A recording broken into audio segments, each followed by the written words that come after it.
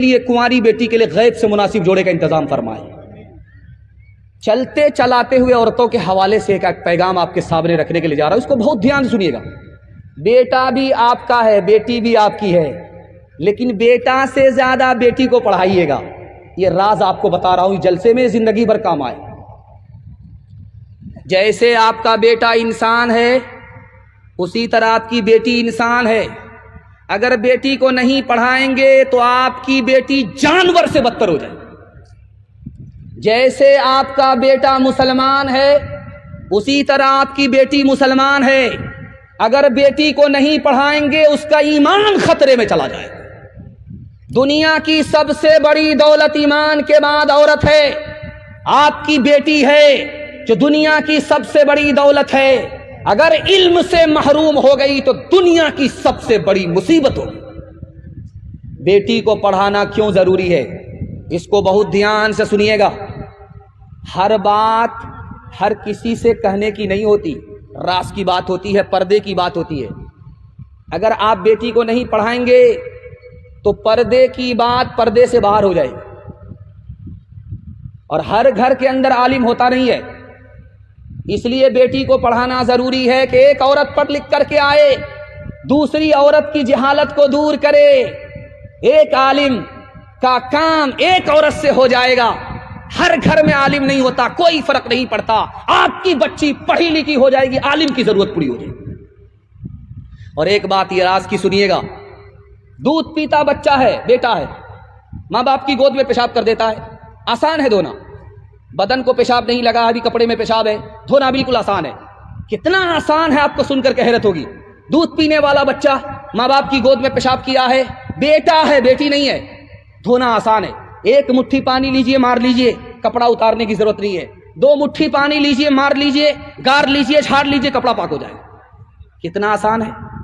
دودھ پینے والے بیٹے نے ماں باپ کی گود میں پیشاب کیا، بدن کو لگا نہیں، ابھی کپڑے میں پیشاب ہے، کپڑا اتارنے کی ضرورت نہیں ہے۔ ایک مٹھی پانی مار کر کے گار لیا، جھاڑ لیا، کپڑا پاک ہو گیا۔ اب مطمئن ہو جائیے، کپڑا اتارنا بھی نہیں پڑا، کپڑا بدلنا بھی نہیں پڑا۔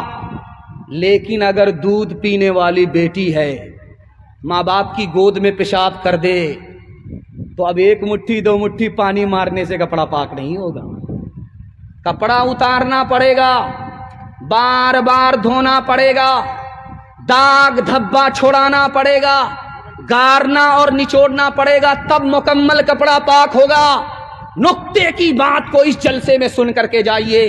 دودھ پینے والا بیٹا پیشاب کر دے، پاک کرنا آسان۔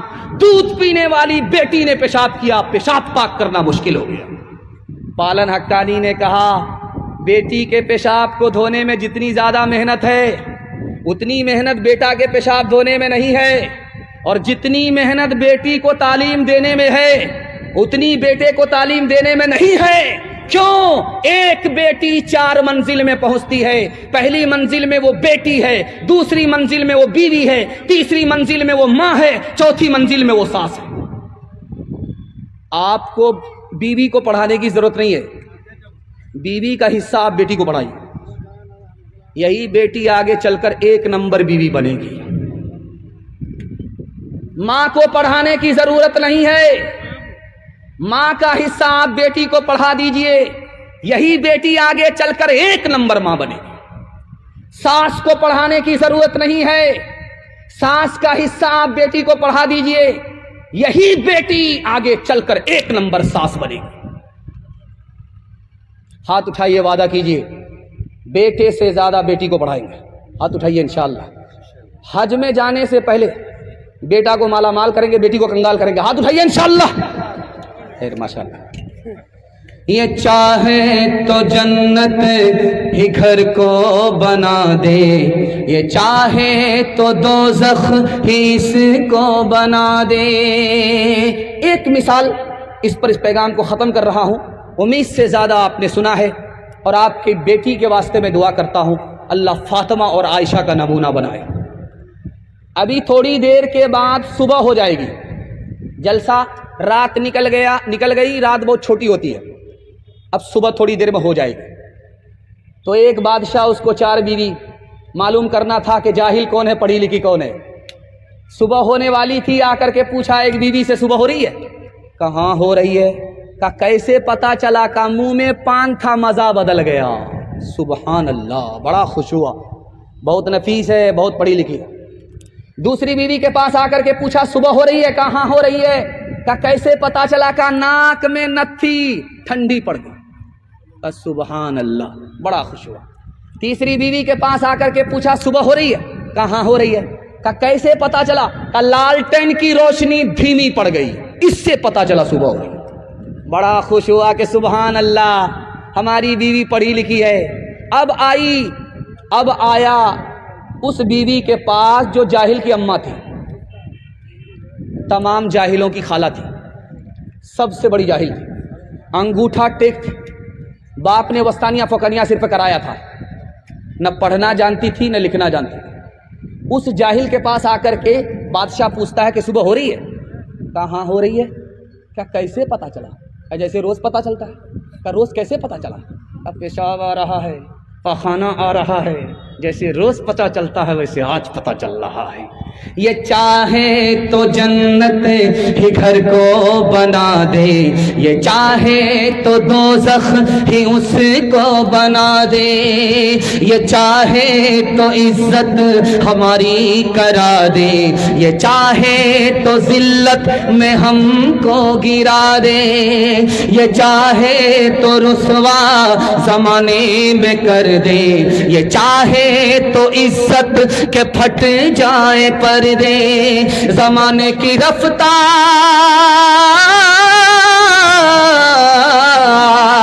زمانے کی رفتار یہ کہہ رہی ہے, سداچار جانب سے یہ آ رہی ہے کہ تعلیم نسواں ترقی کا در ہے, کہ تعلیم نسواں ترقی کا سر ہے.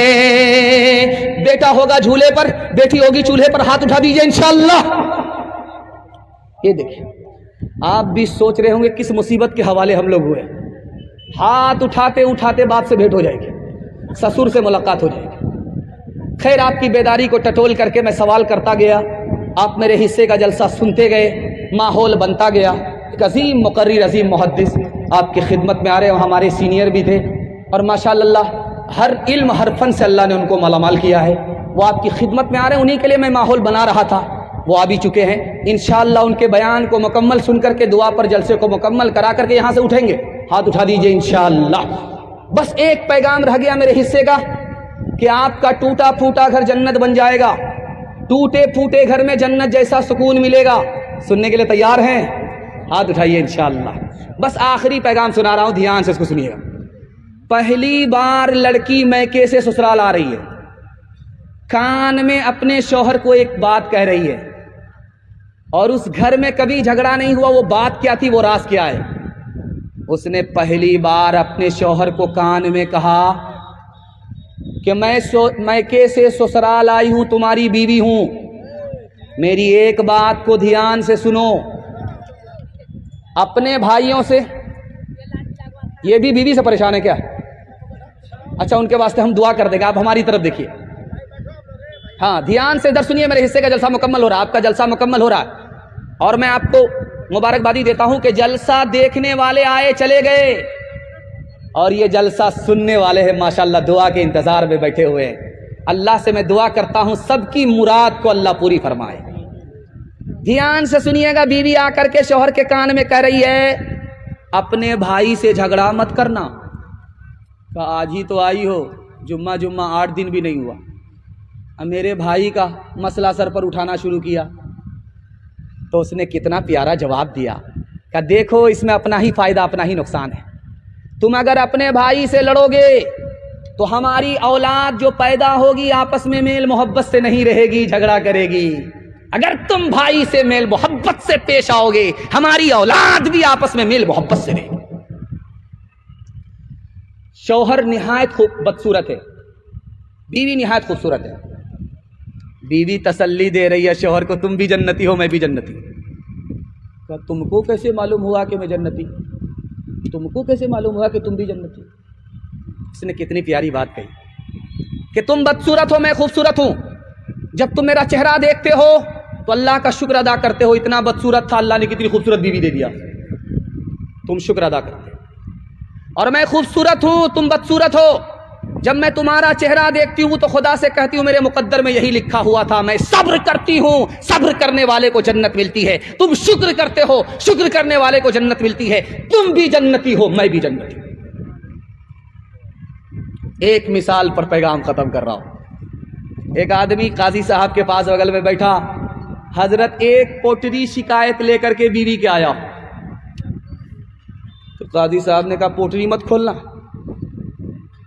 کہیں ہم کو اپنی پوٹری کھولنی پڑے. کہا کہ بیوی سے اگر شکایت ہے تو طلاق کیوں نہیں دے دیتے, بیوی اگر پسند نہیں ہے تو اس کو گھر سے نکال کیوں نہیں دیتے. اس جوان نے کتنا پیارا جملہ کہا ہے, اس کی اگر حفاظت ہو جائے آپ کے ٹوٹے پھوٹے گھر کو اللہ جنت بنا دے گا. اس نے کہا میں اپنی بیوی کو اس لیے طلاق نہیں دیتا ہوں, پاک دامن ہے, اگر میں چلا جاؤں باہر کمانے کے لیے 20 سال کے بعد آؤں پھر بھی وہ آبرو کی حفاظت کرے گی, کونے میں پڑے رہے گی, زنا نہیں کرے گی, اپنی آبرو کا سودا نہیں کرے گی, اس لیے طلاق نہیں دیتا. اس کی شکایت کو سن کر کے سہ لیتا ہوں. میری بیوی بچے کی ماں ہے, اگر اس کو طلاق دے دوں گا تو بچے ماں سے جدا ہو جائیں گے, اس لیے طلاق نہیں دیتا. میری بیوی خوبصورت ہے, اور جو ذات خوبصورت ہوتی ہے اس سے نفرت نہیں کی جاتی, اس لیے طلاق نہیں.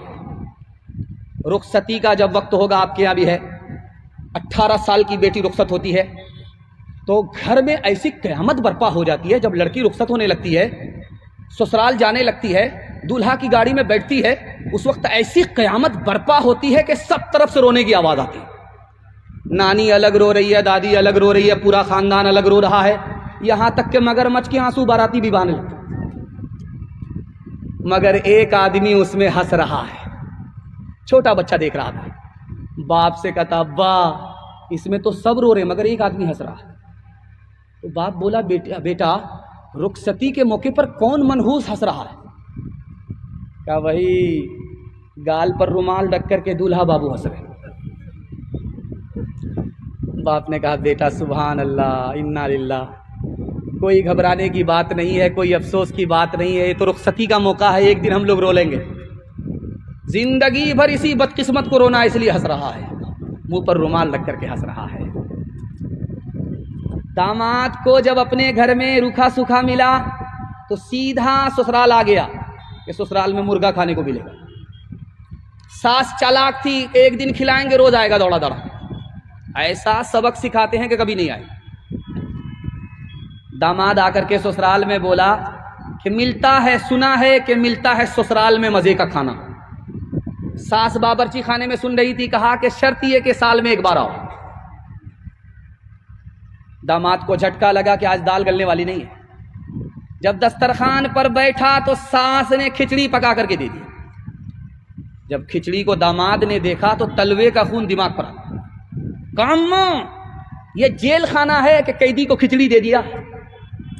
ساس بڑی چالاک تھی, اس نے کہا بیٹا کھچڑی کو برا بھلا مت کہو, امیر بھی کھا لیتے ہیں غریب بھی کھا لیتے ہیں, کسی کا پیٹ خراب نہیں. اللہ اکبر, یہ بڑھیا عجیب نہیں ہے بالکا جوبا.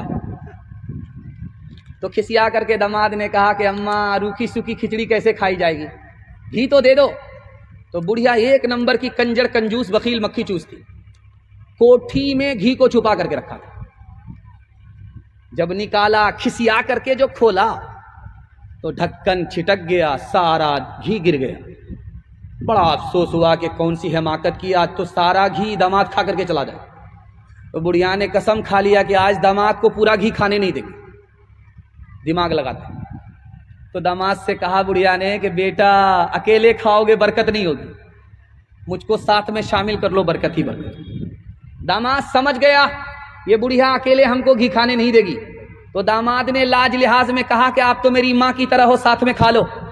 بڑھیا جب کھانا شروع کرنے لگی, جب کھانے لگی تو دیکھا کہ داماد کی طرف گھی زیادہ ہے, اپنی طرف کم ہے. دماغ لگایا کہ ادھر سے ادھر ٹاننا. تو بڑھیا کہتی ہے منطق سے کہ بیٹا